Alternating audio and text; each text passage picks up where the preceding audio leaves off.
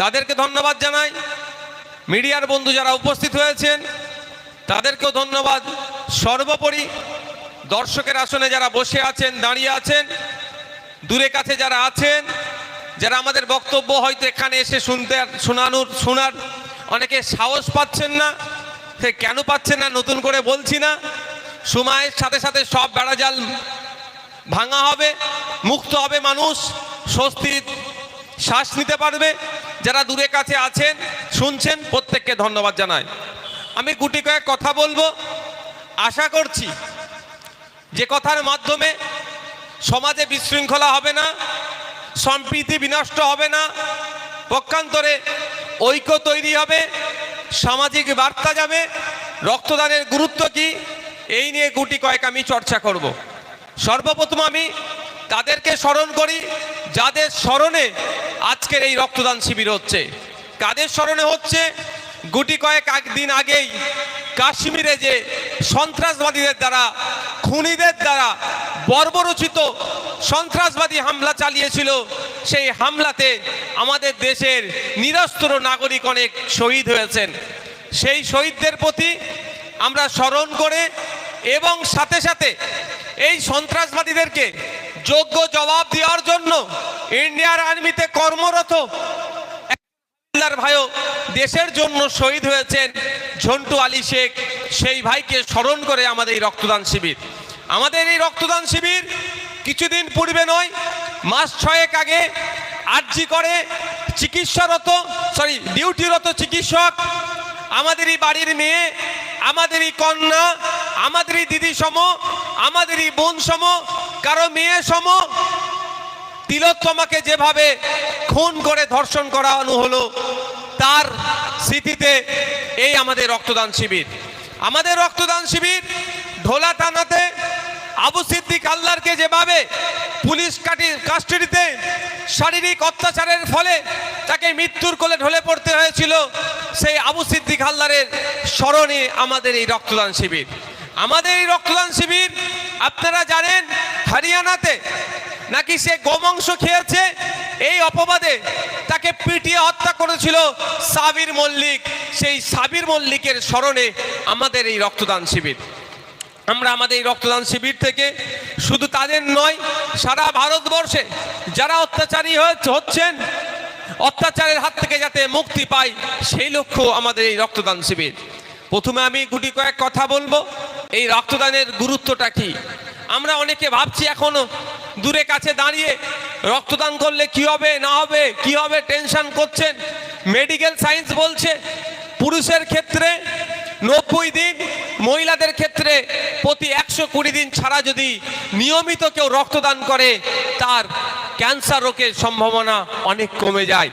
Stroke হয়, স্ট্রোকের সম্ভাবনা অনেক কমে যায়।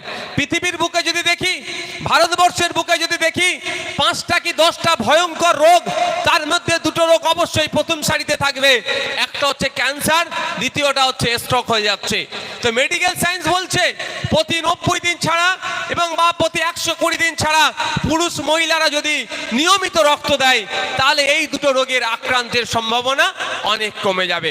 তাই রক্ত দিয়ে যেমন সম্প্রীতির বার্তা ছড়ায়, রক্ত দিয়ে যেমন ঐক্যের বার্তা হয়, রক্ত দিয়ে যেমন সৌহার্দ্যের পরিবেশ তৈরি হয়, রক্ত দিয়ে যেমন অন্যের প্রাণ বাঁচতে পারে, রক্ত দিয়ে যেমন থ্যালাসেমিয়ার যারা রোগে যারা আক্রান্ত, তারা কিছুদিনের জন্য তাদের জীবনটা সুস্থভাবে চালাতে পারে, ঠিক অপরদিকে রক্ত দিলেও আপনার স্বাস্থ্য ভালো থাকবে। তাই আপনি একজন দায়িত্বশীল নাগরিক হয়ে যেমন রক্ত দেবেন অন্যের প্রাণ বাঁচানোর জন্য, অন্যের সুস্থতা হওয়ার জন্য, ঠিক সাথে সাথে আপনি একজন স্বাস্থ্য সচেতন মানুষ হিসাবে আপনিও রক্তদান করতে থাকুন নিয়মিতভাবে। আমরা দেখেছি এই রক্তদান করতে গেলেও ওরা চলে আসে। এই রক্তদান শিবিরকেও ভুলণ্ডিত করার জন্য এক শ্রেণীর রাজনৈতিক দল আজকের দিনে উঠে পড়ে লেগেছে। কিন্তু দুর্ভাগ্য আমাদের যে শাসকে আছে, তার উচিত যে প্রতি বছর প্রতিদিন কত ইউনিট রক্তের প্রয়োজন হয় সেই অনুযায়ী রক্তের আমরা যোগান দিতে পারছি না। আমি আমার গল্প শোনাচ্ছি না, আমি তথ্য নিয়ে বলছি। এই মুহূর্তে পশ্চিম বাংলায় প্রতিদিন 1800 থেকে 2000 ইউনিট রক্তের প্রয়োজন হয়। কিন্তু দুর্ভাগ্য আমরা সেই পরিমাণ রক্তের যোগান দিতে পারি না। যখন আমাদের মতো রাজনৈতিক দলেরা বা বিভিন্ন সামাজিক সংগঠন বা মন্দির কমিটি, মসজিদ কমিটি, দুর্গা উৎসব কমিটি, নবী দিবস কমিটি, ভাই মাইকটা একটু গলা টানছে, যারা রক্ত দিচ্ছেন, এই রক্তদান শিবির করছেন, তাদেরকেও ডিস্টার্ব করা হয়, অনেক ক্ষেত্রে করতে দেওয়া হয় না, বা যাতে না সাকসেস হয় তার জন্য বিভিন্ন ধরনের অপচেষ্টা চালায়। আমি ধন্যবাদ জানাবো অর্গানাইজিং কমিটিকে, এত বাধা বিপত্তিকে উপেক্ষা করে। অবশ্যই পুলিশ বন্ধুদের সহযোগিতা আছে, পুলিশ বন্ধুদেরকেও আমি ধন্যবাদ জানাই, তাদের সহযোগিতা নিয়ে কিঞ্চিত হলেও যে রক্তের প্রয়োজন মানুষের যে ঘাটতি সেটা আমরা পূরণ করার চেষ্টা করছি। বন্ধুগণ, আমরা অনেকে ভাবছি রক্ত দিলে কি হবে না হবে, মাথা ঘুরবে। মেডিকেল সায়েন্স বলছে আপনি যে রক্তটা দিচ্ছেন 18 থেকে 22 দিনের মধ্যে আপনার শরীরে সেই রক্তটা আবার পূরণ হয়ে যাবে। এই রক্ত দিলে কি হবে, আপনার স্বাস্থ্য ভালো থাকবে। আমি একটা অনুরোধ করব আজকের এই মঞ্চ থেকে, আজকে যারা এখানে রক্ত দিচ্ছেন পুরুষেরা বা মহিলারা, 90 দিন বা 120 দিন পরে আপনারা আবার রক্ত দেবেন। সেখানে কোন দলের ব্যানারে, কোন ধর্মীয় সংগঠন, মসজিদ কমিটি কি মন্দির কমিটি, দুর্গা উৎসব কমিটি কি নবী দিবস কমিটি বা কোনো ক্লাব রক্তদান শিবির করছে সেটা দেখতে যাবেন না। আপনারা 90 দিন ছাড়া বা 120 দিন ছাড়া যেই করুক না কেন সেখানে গিয়ে আপনারা রক্ত দেবেন। কারণ এই রক্তদানের মাধ্যমে সম্প্রীতির বার্তা ছড়ায়, এই রক্তদানের মাধ্যমে ঐক্যের বার্তা যায়। আর এইটাকে বিনষ্ট করার চেষ্টা এক শ্রেণী রাজনৈতিক কারবারিরা করছে। যারা ধর্ম নিয়ে রাজনীতি করে, যারা জাতি নিয়ে রাজনীতি করে, তাদেরকে জিজ্ঞাসা করবেন এই রক্তদান শিবিরে জাত ধর্ম বর্ণ নির্বিশেষে মানুষ এসে রক্ত দিচ্ছে, এরা একবারের জন্য ভাবছে না আমি হিন্দু, আমার রক্তটা যেন হিন্দুর কাছে যায়। এরা একবারের জন্য ভাবছে না আমি মুসলিম, আমি রক্ত দিচ্ছি আমার রক্তটা যেন মুসলিমই পায়। এরা একবারের জন্য এটা ভেবে দিচ্ছে না, এরা এইভাবেই দিচ্ছে আমার রক্ততে যদি অন্যের প্রাণ বাঁচে আমি সার্থক হব হিন্দু হয়ে, আমি সার্থক হব মুসলমান হয়ে। কিন্তু আজকে কিছু রাজনৈতিক কারবারিরা এই যে ঐক্য এটাকেও বিনষ্ট করার চেষ্টা করছে। কিন্তু তাদের পরিবারের যদি রক্তের প্রয়োজন হয় একবারের জন্য বলে না যে আমি বিজেপি করি আমাকে বিজেপির রক্ত দাও, আমি তৃণমূল করি আমি আইএসএফ এর রক্ত নেব না, তাহলে ব্লাড ব্যাংকে গিয়ে একবারের জন্য বলে না। তারা ধান্দাবাজগুলো এ কথা একবারের জন্য বলে না। কিন্তু আইএসএফ যদি রক্তদান শিবির করে তাকে আটকাতে হবে, বা মানুষের মধ্যে বিভেদ তৈরি করার জন্য বিজেপির নেতারা সব সময়ে বাংলাকে কুলুষিত করার চেষ্টা করছে। বাংলার জমিনে বাংলাতে বিষ বাক্য তারা প্রয়োগ প্রতিনিয়ত করে যাচ্ছে। আর আমরা ইন্ডিয়ান সেকুলার ফ্রন্ট জাত ধর্ম নির্বিশেষে, হিন্দু মুসলমান নির্বিশেষে মানুষের পাশে থেকে মানুষকে ও মানুষের সহযোগিতা করার জন্য ঐক্যের বাতাবরণ তৈরি করার চেষ্টা করছি। ওরা হিংসার বাতাবরণ আনার চেষ্টা করছে, মানুষের মধ্যে বিশ্বাস অবিশ্বাসের বাতাবরণ তৈরি করার চেষ্টা করছে। আমরা ইন্ডিয়ান সেকুলার ফ্রন্ট মানুষের মধ্যে যাতে আরো বেশি বেশি বিশ্বাস স্থাপন হয়, দুটো গোষ্ঠীর মধ্যে, দুটো জাতের মধ্যে, দুটো বর্ণের মধ্যে ঐক্য যাতে আরো বেশি এস্টাবলিশ হয় তার জন্য বিভিন্ন সামাজিক অনুষ্ঠান রাজনৈতিক মঞ্চ থেকে করার চেষ্টা করছি। এতে অনেকের ঈর্ষা হচ্ছে, ডিস্টার্ব করছে, আটকানোর চেষ্টা হচ্ছে। আমি তাদের উদ্দেশ্যে বলছি যে দেখুন, এই খেলায় যদি আপনি মেতে ওঠেন শুধু একা আইএসএফ জ্বলবে না।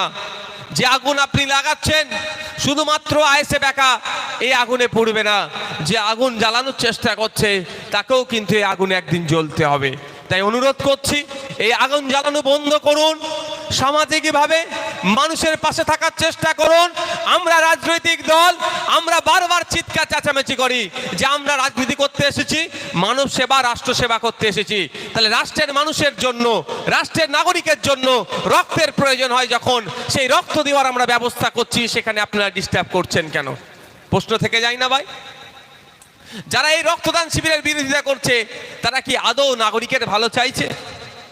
আপনারা বলুন। তারা আগেও নাগরিকের ভালো চায় না, তবে সময়ের সাথে জনগণের জবাব দেবে। এখন আমাদের যে কঠিন পরিস্থিতির মধ্যে আমরা সে দাঁড়িয়ে আছি, এই পরিস্থিতি থেকে আমাদেরকে উতরাতে হবে। এখন ছোট্ট তুচ্ছ ঘটনা, মালদাতে দুটো মানুষকে খুন করেছে, যারা খুন করেছে ঠান্ডা মাথায় তারা রাস্তা অবরোধ করেছে। আবার ভাবতে পেরেছেন, যারা খুন করলো তারাই রাস্তা অবরোধ করেছে, পুলিশকে হুমকি দিচ্ছে খুনিদের না ধরলে এই করব সেই করব। মানুষ অবাক। দুটো মানুষকে খুন করে সাম্প্রদায়িক টান নেওয়ার চেষ্টা করছে। খুন হয়েছে আমার দুটো হিন্দু সমাজের ভাই, দুটো হিন্দু সমাজের মানুষকে খুন করিয়ে কারা ধরা পড়েছে আবার হিন্দু সমাজের ভাই। কিন্তু ওটা দেখানোর চেষ্টা করছিল যে হিন্দু খুন হয়েছে, মুসলমান খুন করেছে। এই রকম ভাবে সমাজের মধ্যে বিশৃঙ্খলা করার চেষ্টা করছে। কিন্তু যারা অ্যারেস্ট হয়েছে তারা কোনো মুসলিম সম্প্রদায়ের নয়, তারাও হিন্দু সমাজের। কিন্তু এই খুনটাকে দেখিয়ে সমাজের মধ্যে বিষ ছড়িয়ে দেওয়ার চেষ্টা করছে, সাম্প্রদায়িকতার বিষ ছড়িয়ে দেওয়ার চেষ্টা করছে। আমরা ওরা করার চেষ্টা করছে, সমাজে হিন্দু মুসলমানের বিভাজন করার চেষ্টা করছে। এটা থেকে আমাদেরকে সজাগ থাকতে হবে, আমাদেরকে চোখ কান খুলে রাখতে হবে, আমাদেরকে প্রশ্ন করতে হবে।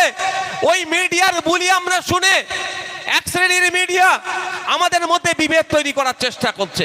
আমাদের প্রশ্ন করতে হবে যে স্কুলগুলোতে টিচার নাই কেন, আমাদের প্রশ্ন করতে হবে হসপিটালে ডক্টর নেই কেন, আমাদের প্রশ্ন করতে হবে নিত্য প্রয়োজনীয় জিনিসের দাম বেড়ে যাচ্ছে কেন, আমাদের প্রশ্ন করতে হবে গ্যাসের দাম বেড়ে যাচ্ছে কেন, আমাদের প্রশ্ন করতে হবে পেট্রোল ডিজেলের দাম বেড়ে যাচ্ছে কেন, আমাদের প্রশ্ন করতে হবে কাশ্মীরের জঙ্গিগুলো কোথা থেকে আসলো, আমাদের প্রশ্ন করতে হবে ওখানে সেনা ছিল না কেন। তার পরিবর্তে আমরা কি করছি, কটা হিন্দু মরেছে কটা মুসলমান মরেছে সেইটা গুনছি আমরা। আমাদের দুর্ভাগ্য এটা। আমাদের প্রশ্ন করা দরকার ছিল লেদার কমপ্লেক্সে যারা কাজ করে তাদেরকে শ্রম কোডের আন্ডারে আনা হচ্ছে না কেন। আমাদের প্রশ্ন করতে হবে লেদার কমপ্লেক্সে যারা কাজ করছে তাদেরকে লেবারের যে সমস্ত গাইডলাইন আছে সেটা মেনটেন করানো হচ্ছে না কেন। আমাদের প্রশ্ন করা দরকার, কদিন আগে আপনারা দেখেছিলেন আমাদের এই লেদার কমপ্লেক্সে ম্যানহোলে নেবে কাজ করছিল, দেখেননি ভাই? 3 জন মারা গিয়েছিল, আপনারা জানেন কি? 3 জন মারা গিয়েছিল। তো তারা কেন মারা গিয়েছিল? ম্যানহোলে ঢুকে কাজ করছে। 2013 বা 2016-তে সুপ্রিম কোর্টের অর্ডার আছে ম্যানহোলে নেবিয়ে মানুষকে কাজ করানো যাবে না, যদি খুবই প্রয়োজন হয়। আপনাদের জানিয়ে রাখি এই অর্ডারটা আছে, তাকে উপেক্ষা করে নেবেছিল। আর আপনি আমি হিন্দু মুসলমান করছি, 3 জন মারা গিয়েছিল, তাদের ধর্মীয় পরিচয় কি জানেন? দুটো মুসলিম একজন হিন্দু। এটাও তো হতে পারে, এটাও তো হতে পারে যে আমার হিন্দু ভাইটা আটকে গিয়েছিল, মুসলিম ভাই দুটো ঢুকে বার করতে গিয়েছিল, বা একটা মুসলিম ভাই ভেতরে ঢুকে আটকে গিয়েছিল, দুজন একজন হিন্দু একজন মুসলমান ঢুকে বার করতে গিয়েছিল। এটাই তো হয়েছে। হিন্দু মুসলমান কি তারা দেখেছে? তারা কি দেখেছে? আমি শ্রমিক, আমার শ্রমিক ভাই আটকে গিয়েছে, বার করতে হবে। হিন্দু মুসলমান নির্বিশেষে অন্যর জন্য জান দিয়ে দিল, তাই তো? কেন ওর ভিতরে ঢুকলো? ওই রকম ভাবে ঢোকা তো উচিত নয়। আইন বইয়ের ভিতরে ঢুকলে এটা নিয়ে কি আমরা প্রশ্ন করেছি? আমাদের এই প্রশ্ন করার সময় দেয়নি। আমাদের মাথার মধ্যে হিন্দু মুসলমান ঢুকিয়ে দিয়েছে, আমাদের মাথার মধ্যে ধর্মীয় বিভাজন ঢুকিয়ে দিয়েছে। আমাদের প্রশ্ন করা দরকার ছিল পশ্চিম বাংলার লেবার মিনিস্টারকে, যে যেখানে সুপ্রিম কোর্ট বলে দিয়েছে ম্যানহোলের মধ্যে এই ধরনের মানুষকে ঢুকানো যাবে না, কেন ঢুকলো? আর যদি ঢুকতে হয় ফুললি তাকে সেফটি করে তার ইকুইপমেন্ট লাগিয়ে গ্যাস ট্যাস লাগিয়ে ঢুকাতে হবে। তাছাড়া ঢুকলো কেন? যারা ঢুকিয়েছে যে কোম্পানি, তাদের বিরুদ্ধে কি ব্যবস্থা নিচ্ছে এটা কি আমরা প্রশ্ন করেছি? আমাদেরকে প্রশ্ন করার সুযোগ দিচ্ছে না মিডিয়ার মাধ্যমে। আর কিছু রাজনৈতিক নেতারা এমনভাবে আমাদের মাথা খেয়ে রেখেছে যে আমরা আসল মুদ্দাতে আসল বিষয়ে না প্রশ্ন করে সাবজেক্ট ছেড়ে অবজেক্টে চলে যাচ্ছি। ভাই কাশ্মীরে আজকে আপনারা দেখেন কাশ্মীরের পেহেলগাঁওতে যেভাবে বর্বরোচিত সন্ত্রাসবাদী হামলা হয়েছে তার প্রতিবাদে এবং সাথে সাথে যারা হামলায় শহীদ হয়েছে তাদের স্মৃতিতে আমরা আজকে রক্তদান শিবির করছি। কিন্তু প্রশ্ন আপনাকে আমাকে করতে হবে, প্রশ্নটা হওয়া দরকার ছিল দেশের প্রধানমন্ত্রীকে, প্রশ্নটা করার দরকার ছিল মোদিজিকে, প্রশ্নটা করার দরকার ছিল অমিত শাহজিকে, প্রশ্নটা করার দরকার ছিল ডিফেন্স মিনিস্টার রাজনাথ সিং সাহেবকে। কিন্তু দুর্ভাগ্য আমরা প্রশ্ন করছি আমার পাড়ার চায়ের দোকান আছে যে তাকে, আমরা প্রশ্ন করছি ফলের দোকানদারের সামনে গিয়ে, আমরা প্রশ্ন করছি রং মিস্ত্রিকে গিয়ে। কেন জঙ্গি আক্রমণ হলো? বুঝতে পারছেন? ওই রং মিস্ত্রি বলতে পারবে কেন জঙ্গি আক্রমণ হলো? ওই যিনি ভ্যান চালায় তিনি বলতে পারবে? যার ফলের দোকান আছে, দেখতে পারলেন না হরিয়ানাতে ফলের দোকান ভেঙে দিচ্ছে, তাকে প্রশ্ন করছি। এটা আমাদের মাথায় ঢুকিয়ে দেওয়া হচ্ছে। আমাদের প্রশ্ন প্রথম করতে হবে, ওখানে জঙ্গি আসলো কিভাবে? বলেন ভাই। এই যে রক্তদান শিবির হচ্ছে, এখানে নিরাপত্তার দায়িত্ব কাদের আছে বলুন? ক্যালকাটা পুলিশ, চন্দনেশ্বর থানা নাকি না মাধবপুর থানা? আচ্ছা, ক্যালকাটা পুলিশের নিরাপত্তার দায়িত্ব তো এটা। এখানে যদি কিছু অঘটন ঘটায় কাকে প্রশ্ন করবেন বলেন? আমি ফুরফুরা শরীফে গিয়ে আমাদের ওখানে তৃণমূলের নেতাকে প্রশ্ন করব? তাকে ধরে টানাটানি করব? উচিত হবে? আমাকে কাকে প্রথম প্রশ্ন করতে হবে? পুলিশকে, যে আপনি নিরাপত্তায় থাকা অবস্থায় এখানে হামলা হলো কেন? তাই তো স্বাভাবিক। এখানে নিরাপত্তা কে দেবে আমাকে? আপনাকে কে নিরাপত্তা দেবে? তার জন্য ট্যাক্সের টাকা দিয়ে কাকে রেখেছেন? পুলিশকে। তো একইভাবে এখানে হামলা যদি হয়, আমি যে দেগঙ্গাতে তৃণমূল যিনি করেন তাকে ধরে টানাটানি করলে উচিত হবে কি আমার? হবে কি?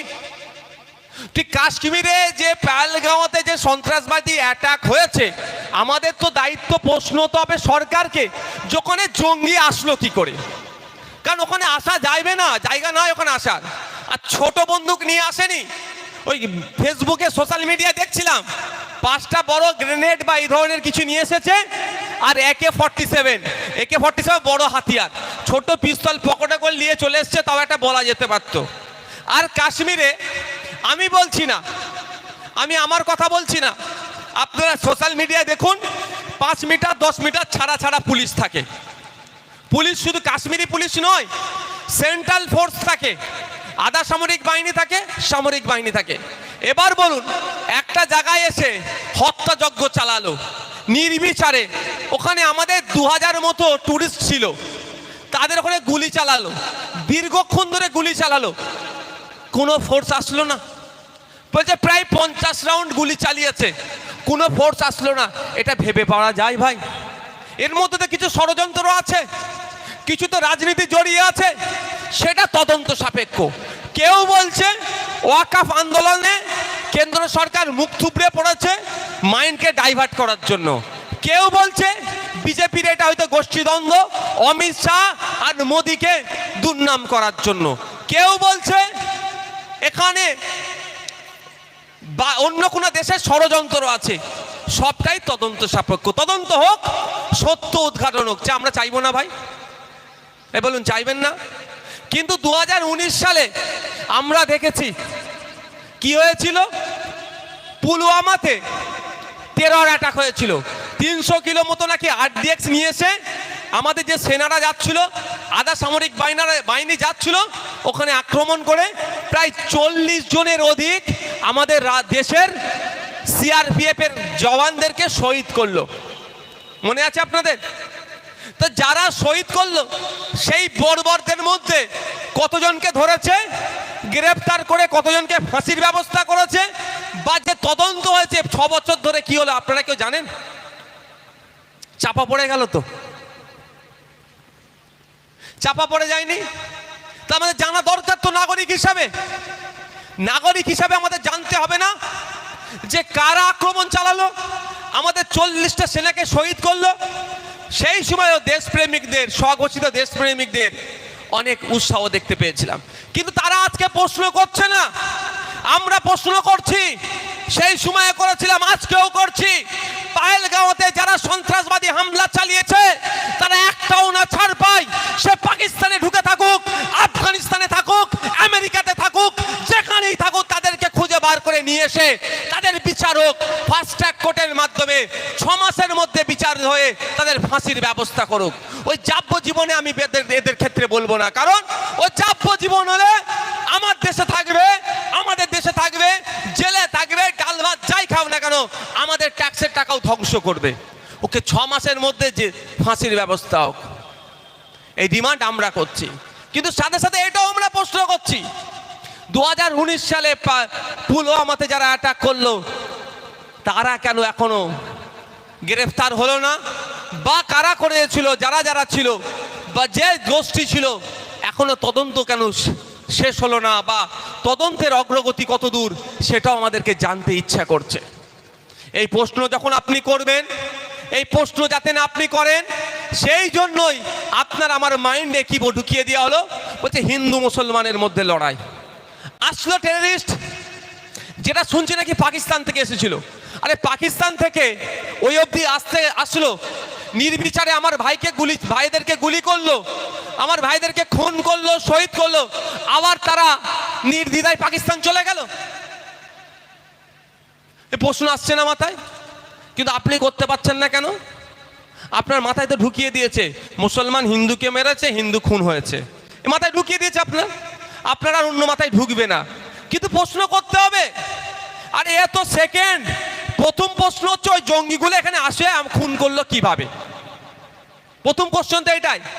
এর জবাব তো অমিত শাহকে দিতে হবে, এর জবাব তো শুভেন্দু অধিকারীদেরকে দিতে হবে, এর জবাব তো মোদীকে দিতে হবে। এই প্রশ্ন না আপনি আমি করে, সেই জন্য আপনার আমার মাথায় সাবজেক্ট ছেড়ে অবজেক্টটা ঢুকিয়ে দিয়েছে। আর আমরা অবজেক্ট নিয়ে খুব হই হই করছি, একে অপরের প্রতি অবিশ্বাসের বাতাবরণ তৈরি করে ফেলছি। একে অপরে আমরা যখন দীর্ঘদিন ধরে বসবাস করছি, কিন্তু এখন আমরা আর চোখে দেখতে শুরু করছি। এই আর চোখে দেখতে দেখতে এই বিষে আক্রান্ত হয়ে বললেন আমার আগে শাহাবুদ্দিন সিরাজি সাহেব, একজন মহিলা ডক্টর, সেও এই বিষে আক্রান্ত হয়ে একজন তিনার অবচেতনে, হয়তো তার সচেতনতার অভাবে তিনি এমন কথা বলে ফেললেন, সমগ্র ডাক্তারের পেশাকে তিনি প্রশ্ন সম্মুখে করে দিলেন। তাই বন্ধুগণ, আমাদের ভাবতে হবে, একটু বুঝতে হবে এর মধ্যে কি ষড়যন্ত্র আছে। ষড়যন্ত্রটা উদ্ঘাটন না হওয়া পর্যন্ত আপনি ধরতে পারবেন না। হ্যাঁ, আমরা দেখলাম অনেকে শেয়ার করেছে, অনেকে কি এই যখন কাশ্মীরে টেরর অ্যাটাক হয়েছে, টেররিস্টদের হাত থেকে কাশ্মীরে যারা ঘুরতে গিয়েছেন, ট্যুরিস্টদেরকে বাঁচানোর জন্য জীবন উৎসর্গ করেছে। শুধু জীবন উৎসর্গ নয়, বিজেপির যারা নেতা কাশ্মীরে ঘুরতে গিয়েছে, কাশ্মীরের মানুষেরা সেই সমস্ত বিজেপির নেতাগুলোকে বুকে আগলে রেখে, তাদেরকে নিরাপদে জায়গায় রেখে, যখন আর্মি এসেছে তাদেরকে আবার আর্মিদের কাছে পৌঁছে দিয়েছে।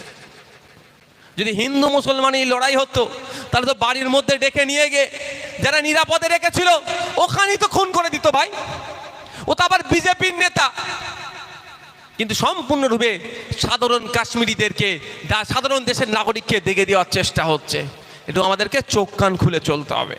আমরা আজকে এই মঞ্চ থেকে, এই রক্তদান শিবির থেকে আমরা আওয়াজ তুলব, আমাদের 27টা ভাইকে খুন করেছে যারা, একটাও না তারা ছাড় পায়, তাদেরকে খুঁজে বার করে সর্বোচ্চ শাস্তি দিতে হবে, ফাঁসি দিতে হবে এমন 6 মাসের মধ্যে। এই আমার সাথে সহমত তো ভাই? একটু হাত তুলুন তো ভাই যারা সহমত। তাদের ফাঁসি চাই তো আপনারা? কোনো মতেই না ছাড় পাই। আর এটাও আওয়াজ তুলবো, এই পুলওয়ামার মতো 6 বছর হয়ে যাচ্ছে, छोड़ो ना, गेट में जो आना चाहेगा छोड़ दीजिए, यहाँ पे आदमी देख लेगा,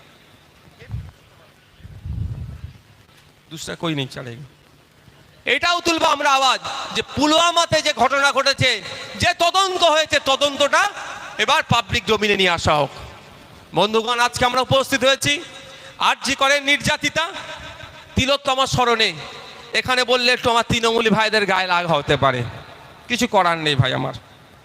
আরজি করের যে নির্যাতিতা তিলোত্তমা খুন হয়েছিল আপনারা জানেন তো? আপনারা কি জানেন? ধর্ষণ করে খুন করেছে। আর আমি আপনাদের বলছি, ক্যামেরা হচ্ছে এখানে, ক্যালকাটা পুলিশের লোকেরও ক্যামেরা করছে। আমি ভুল বললে মমতা ব্যানার্জির কাছে চলে যাবে। এমনি আমার নামে অনেক মামলা দিয়ে দিয়েছে, আরও একটা মামলা হবে, ছেড়ে দেবেন আমাকে। আমি বলছি প্রথমে খুন করেছে, তারপরে ধর্ষণ করিয়েছে। এবার কেন এটা করেছে? স্বাভাবিকভাবে একটা খুন হলে আমরা কি বলি, কি কারণে খুনটা হয়েছে, তাই তো? কারো একটা লাশ পড়ে একটা যে কোনো একটা জায়গাতে, এই কদিন আগে তো স্বামী স্ত্রীকে খুন করেছে আপনাদের এখানে, তাই তো ভাই? এই জায়গাটার নামটা কি? শাকসার পুকুরে করেছে তো। এর মধ্যে তো রহস্য আছে, তদন্ত হচ্ছে। তদন্ত হলে তৃণমূলের লোকেরা ফাঁসবে, সঠিক তদন্ত হবে না। পুলিশ অফিসার করতে চাইলেও ওপর থেকে তাদেরকে আটকে দেবে। এখানে যারা পুলিশ আছেন তারা করতে চাইলেও ওপর থেকে আটকে দেবে। আমি অন ক্যামেরা বলছি, সঠিক তদন্ত হবে না। তদন্ত হলেই তৃণমূলের নেতারা ফাঁসবে। যাক, যেটাতে আসছিলাম, যখন খুন হয় আমরা প্রত্যেকেই বলি কোনো জায়গায় খুন হলে কি কারণে খুনটা করলো, লোকটাকে কেন মেরে দিল বা মহিলাটাকে কেন মারলো, কারণটা খুঁজি। এই কারণ না খুঁজি সহজেই যাতে আমাদের সামনে কারণ দাঁড় করিয়ে দেয়, সেটা কি বললো, যে ধর্ষণ করে খুন করে দিয়েছে, ধর্ষণ করেছে বলে দেবে, ওই জন্য খুন করে দিয়েছে, এটা স্বাভাবিক। কিন্তু আমাদের তিলোত্তমাকে প্রথমে খুন করিয়েছে, তারপরে ধর্ষণ করানো হয়েছে, যাতে না কেন খুন করেছে আসল কারণটা খুঁজতে পারে। তবে কিন্তু যখন সারা রাজ্যের মানুষ হিন্দু মুসলিম নির্বিশেষে জনগণ কাঁধে কাঁধ মিলিয়ে আমাদের তিলোত্তমার জন্য যখন চিৎকার করেছে, আস্তে আস্তে এক্সপোজ হয়েছে তিলোত্তমাকে কেন খুন হতে হলো, কেন খুন করলো তিলোত্তমাকে, দোষটা কি ছিল তিলোত্তমার, দোষটা একটাই ছিল, আপনাদের ভালো চেয়েছিল। নওশাদ সিদ্দিকীকে কেন জেল খাটতে হয়েছে, আমার বাম দিকে বসে আছে মালেক ভাইকে কেন জেল খাটতে হয়েছে, আমাদের আশরাফ ভাইকে কেন জেল খাটতে হয়েছে, এখানে অনেক জেল খাটা আছে, শাহাবুদ্দিনকে কেন জেল খাটতে হয়েছে, দোষ একটাই, আপনাদের ভালো চেয়েছি বলে। আমার নামে অলরেডি 18খানা মামলা হয়ে গেছে, 18টা কটা, 18টি মামলা হয়েছে। কেন হয়েছে, আপনাদের ভালো চেয়েছি বলে, দোষ একটাই, আমাদের তিলোত্তমাকে যে কারণে খুন হতে হয়েছে, নওশাদ সিদ্দিকীকে ওই কারণেই মামলা খেতে হয়েছে। তিলোত্তমা চেয়েছে আপনার ভালো, আর নওশাদ সিদ্দিকী চাইছে আপনার ভালো। কিন্তু দুর্ভাগ্য আমাদের, আমি তো এখনো বেঁচে আছি, জানি না কবে মরবো, বিশ্বাস নেই এদেরকে, কোনো সময় হয়তো, কিন্তু তিলোত্তমাকে এরা বাঁচতে দিল না।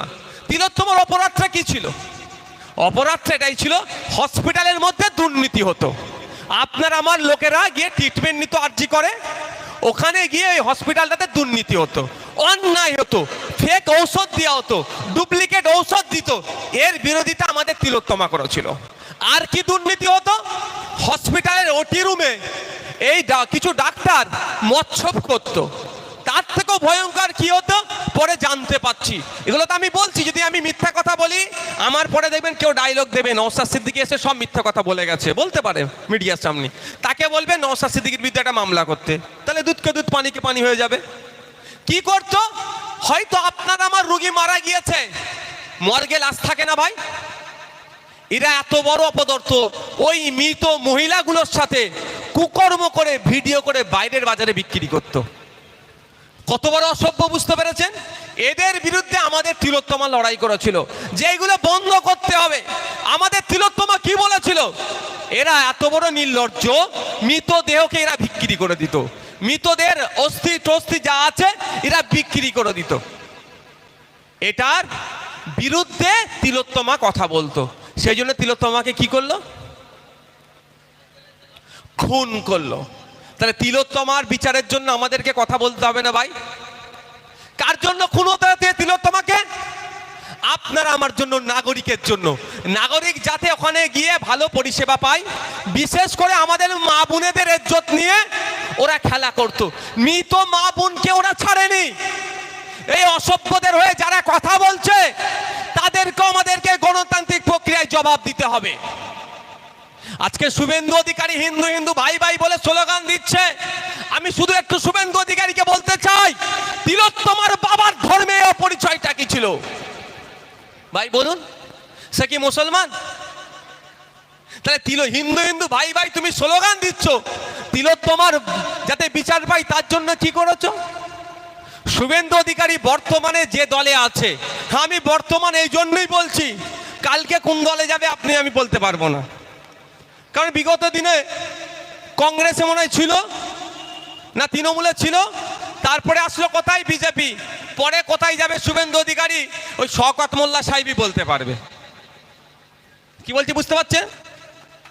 শওকত সাহেব ভালো বলতে পারবে আগামী দিনে তৃণমূলে আসবে কি আসবে না, সব হয়তো দেখুন ফেস টাইমে কথা হয়, আর বাইরে রাজায় রাজায় যুদ্ধ করে উলু খোগড়ার এই হচ্ছে। বর্তমানে তিনি যে দলে আছেন সিবিআই সেই দলেই পরিচালনা করছে, অর্থাৎ সেন্ট্রাল গভর্নমেন্ট। সিবিআই কে পরিচালনা করছেন? শুভেন্দু অধিকারীর সাথে বিজেপির যে নেতার সব থেকে ভালো সম্পর্ক সেই নেতাটাই পরিচালনা করছে, অর্থাৎ কে? অমিত শাহজি।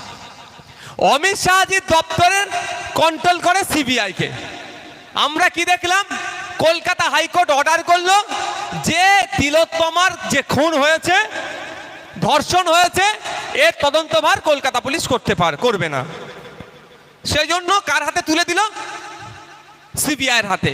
আর আমরা কি দেখলাম, সিবিআই কেসটা নেওয়ার আগে কলকাতা পুলিশ জয় তদন্ত করেছে যতটুকু বা যতটা করেছে ওটাই কোর্টে গিয়ে দিয়ে দিল, নতুন করে কিছু তদন্ত করেনি।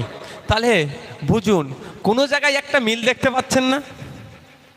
শুধু তাই নয়, কয়েকটা আমি আপনাদের গ্যাপ বলছি। এই যারা বলে না তৃণমূলকে দিয়ে বিজেপিকে আটকাতে হবে, আর যে ভাইয়েরা ভাবে তৃণমূলের অত্যাচারের থেকে বাঁচতে গেলে আমাকে বিজেপি করতে হবে, তাদেরকে একটু বলি, শুধু দিনের শেষে এরা বিজেমূল, এরা একে অপরকে সহযোগিতা করে। কেমন সহযোগিতা করে? আমরা দেখলাম যে 54 থেকে 55 জনের সিসিটিভিতে দেখা যাচ্ছিল ওই সময় ওরা যাতায়াত করছে। কটা বাজে দেখা? আচ্ছা, কারো অসুবিধা হচ্ছে ভাই? মাইকটা কিন্তু খুব একটা আজকে ভালো নয়, গলার জন্য আমার অসুবিধা হচ্ছে। কেন কি জানি ভাই, তোমরা তো ভালো মাইক করো ভাই, এটা দেখো না গলাটা টানছে কেন? এই মাইক ভালো নাই বলে যেন আমাকে ভাড়া করা বন্ধ করে দেবে না। ও সিস্টেম বা ইলেকট্রনিক জিনিস, ও খারাপ ভালো হতেই পারে। মানুষ ঠিক থাকছে না, এখন এক বলছি, সকালে এক, সন্ধ্যা আর এক বলে দিচ্ছি। এই তো মানুষের দ্বারা তৈরি জিনিস। যাক, 54 থেকে 55 জন ওই যখন তিলোত্তমা খুন হয় ওই পিরিয়ডে ওখানে যাতায়াত করেছে, কিন্তু সিবিআই একজনকেও চিনতে পারেনি। হতে পারে দিল্লি থেকে আসছে, এখানে মুখ চিনবে কি করে? স্বাভাবিক ব্যাপার, তাই না? তাহলে সিবিআইয়ের কাজ কি হওয়া উচিত ছিল? সোশ্যাল মিডিয়া, পেপার, পত্রিকা, টিভিতে দিয়ে ওই মুখগুলো, তাই তো? যে এই 54-55 জনের অ্যাড্রেস, নাম অ্যাড্রেস জানলে আপনারা বলে দিন। যদি আমার পাড়ার কেউ যদি কুখ্যাত ওইটা হয়ে থাকে, আমার পাড়ার যদি কোনো নটোরিয়াস ক্রিমিনাল ওই সময় যেয়ে থাকে, তার ছবিতে চলে আসবে। তার ছবিটা গোল মার্ক করে যদি পেপার, পত্রিকা, সোশ্যাল মিডিয়া ছেড়ে দিত, বা সিবিআই এর যে অফিসিয়াল পেজগুলো আছে তাতে যদি আপলোড করে দিত, আমরা খুঁজে বলে দিতে পারতাম তো ভাই, যে এইটার ওখানে বাড়ি, ওটার ওখানে বাড়ি, এটার এখানে বাড়ি, তাহলে তো ধরা পড়তো। কিন্তু সে কাজ করলো না। তাহলে সিবিআই কাকে বাঁচালো? তৃণমূলের দামাল ছেলেগুলোকে। কেন বাঁচালো? দিদি চাপে পড়ে যাবে বলে। দিদি চাপে পড়ে গেলে দাদা বাঁচায়, আর দাদা চাপে পড়ে গেলে দিদি বাঁচায়। দাদা কেমন চাপে পড়েছে? ওয়াকফ নিয়ে যখন সারা রাজ্যে আন্দোলন হচ্ছে, পশ্চিমবাংলায় আন্দোলন হচ্ছে, ভয়ঙ্কর শান্তিপূর্ণ আন্দোলন হচ্ছে, দাদা চাপে পড়ছে, দিদি তখন বলছে আন্দোলন এখানে করবে না, দিল্লি গিয়ে করুন। বুঝতে পারছেন? ঠিক 54 জনের মধ্যে দেখলে দেখা যাবে তৃণমূলের নেতার দামাল ছেলে মেয়ে কিছু জড়িয়ে আছে।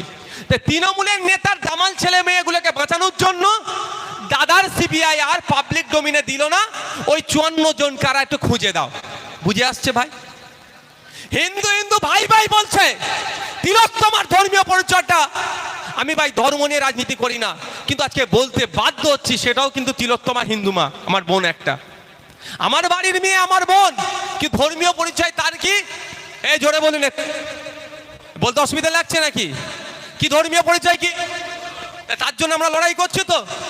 আমি ওদের মতো ডায়লগ দিচ্ছি না যে মুসলমান ভাই ভাই, কিন্তু ওরা বলছে হিন্দু হিন্দু ভাই ভাই। তাহলে তিলোত্তমার বিচারটা করতে হবে তো। তাহলে 54-55 জনের খুঁজলো না, ধামা চাপা দেওয়ার চেষ্টা করলো, ওগুলো ছেড়ে দেন। আচ্ছা, যখন উনি ডিউটিরত ছিলেন, ওই আমাদের বোন, আমাদের মেয়ে একাই কি ডিউটি করছিলেন? সেটা তো নয়, আরো ডক্টর ছিল তো, আরো নার্স ছিল তো, ওই ফ্লোরে যারা থাকে তারা ছিল তো।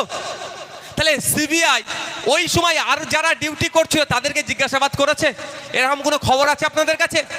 তাদেরকে জিজ্ঞাসা করলে তো অনেকটা পাওয়া যেত ভাই, ওই সময় কে এসেছে না গেছে, হ্যান কে ত্যান কে। তাও করেনি। বুঝতে পারছেন?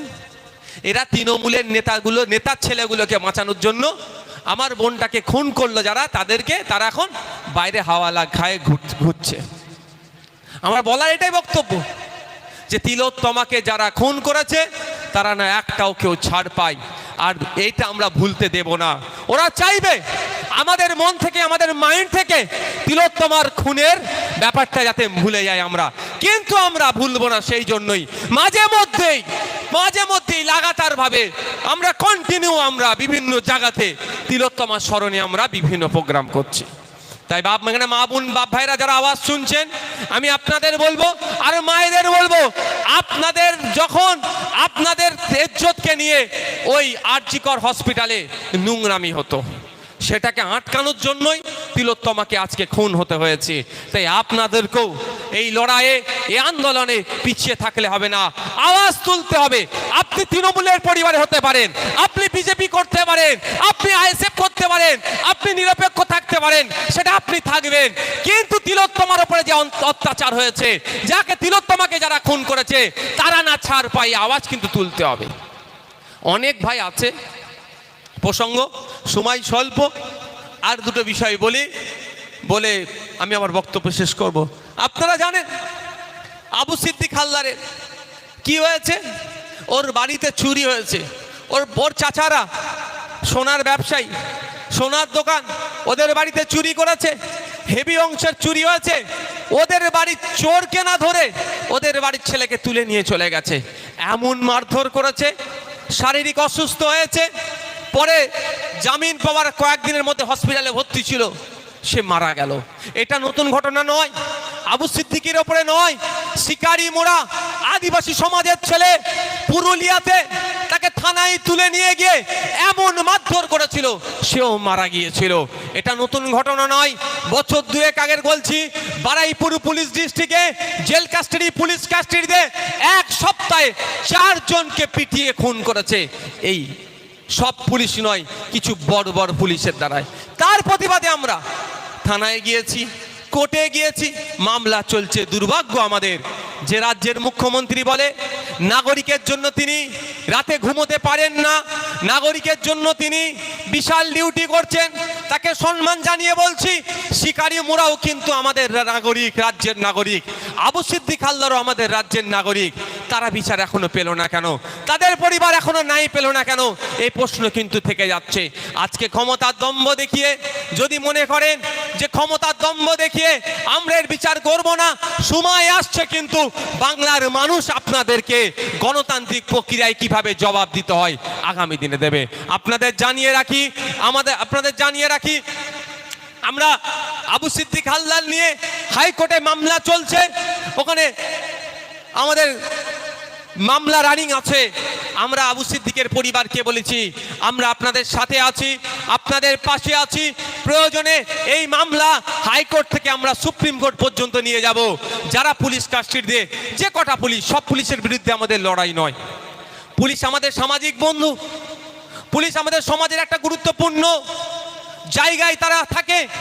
সব পুলিশের বিরুদ্ধে আমাদের লড়াই নয়, কিন্তু যে পুলিশের কোর্টের বাইরে গিয়ে কাজ করে, পুলিশের ইউনিফর্ম পরে বেআইনি কাজ করে, তাদের বিরুদ্ধে আমাদের লড়াই জারি আছে, ছিল, আগামী দিনেও থাকবে। তাই আবু সিদ্দিক হালদারকে যারা খুন করলো, যে পুলিশরা যে অত্যাচারের ফলে খুন হতে হলো, তাদের বিরুদ্ধে আমরা প্রয়োজনে সুপ্রিম কোর্ট পর্যন্ত যাব, আপনাদেরকে জানিয়ে রাখছি। এখানে আজকে আপনারা দেখেছেন শহীদ সাবির মল্লিকের স্মরণে, সাবির মল্লিক গরিব মানুষ, পেটের জ্বালায় দুটো অন্ন জোটানোর জন্য হরিয়ানাতে কাজে গিয়েছিল। এই প্লাস্টিক কুড়িয়ে সেগুলো বিক্রি করে সে সংসার চালাতো। দুর্ভাগ্য, ওখানে উগ্রবাদীদের আক্রমণে তাকে খুন হতে হলো। আমাদের রাজ্যের মুখ্যমন্ত্রী আমরা দেখছিলাম তড়িঘড়ি ডেকে তার পরিবারের একজনকে চাকরি দিয়েছে। সে পার্মানেন্ট চাকরি না গ্রুপ ডি এর চাকরি না ক্যাজুয়াল চাকরি, সেটা এখনো খোঁজ আমরা পাইনি। কারণ এই ধরনের অনেক ঘটনা আমরা দেখেছি। যখন আফরাজুলকে খুন করলো, আফরাজুলের খুনকে দেখিয়ে পঞ্চায়েত নির্বাচনটাকে উৎরে নিল এই তৃণমূল কংগ্রেস। পরে আমরা খবর নিলাম আফরাজুলের